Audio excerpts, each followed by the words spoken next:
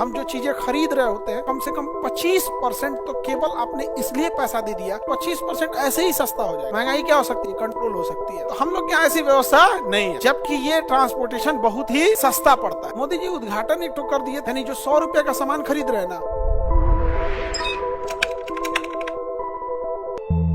Waterway, inland waterway हमारे यहाँ उतना बेहतरीन नहीं है।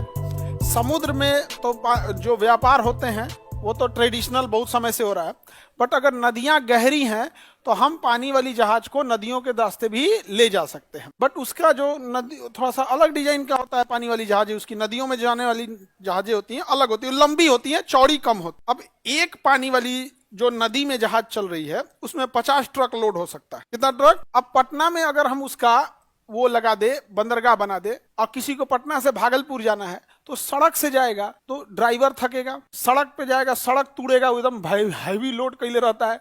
एक्सीडेंट में ट्रक जिसको मारा वो बचने का कोई सवाल नहीं होता है यहाँ पे। उसका अपना प्रदूषण हो गया, डीजल वगैरह जलाएगा, फिर वो डीजल खरीद के लाना पड़ेगा। तो उसको अगर हम एक बंदरगाह बना दे जहां उन ट्रकों को उस पानी वाली जहाज के ऊपर क्या कर दे, लोड कर दे, और वो पानी वाली जहाज उसको पटना से हो तो गंगा नदी किनारे के बीच से लेते जाए। बट समस्या ये है, बाढ़ के समय गंगा नदी में पानी रहता है, बाढ़ के बाद पानी गायब हो जाता है, कहीं गहरा है तो कहीं गहरा नहीं है। तो हमारे यहाँ इनलैंड वाटरवे की फैसिलिटी नहीं है। मोदी जी उद्घाटन एक तो कर दिए थे हल्दिया से वाराणसी के बीच में, NW1, उसको नेशनल हाईवे नहीं, नेशनल वाटरवे, तो NH न कह के NW कहते हैं। वहां जब उद्घाटन किए थे तभी एक जहाज आया था पानी वाला, 3 गो कंटेनर लेके, अभी तक वही है, 2 साल हो गया। तो हमारे यहाँ ऐसा नहीं है। और हम ये क्यों कर रहे हैं कि ये कलकत्ता से वो पानी वाली जहाज को लेके चलना है नदी के रास्ते, हुगली नदी से, फिर गंगा नदी में, ये पटना, और यहाँ से इलाहाबाद तक। अभी आप ये इलाहाबाद तक, फिर इलाहाबाद के आगे तुम पटना में जाओ, यहाँ से कोचिंग के जस्ट सामने गंगा नदी है, अशोक राजपथ के बाद गंगा नदी है। आप खड़ा होकर दिन भर देखना टुकुर टुकुर, खाली वो लकड़िया वाला ढुक ढुक ढुक ढुक करके चलेगा, ए पार से ओ पार। 30 रुपया ओ पार फेंक देंगे, आइए 50 रुपया, 80 रुपया, भारी लड़की का 80 रुपया लेता हो, जो भारी हो बहुत बड़ी उसका 80 रुपया लिया होगा, तुम्हारा 80 ले लिया था।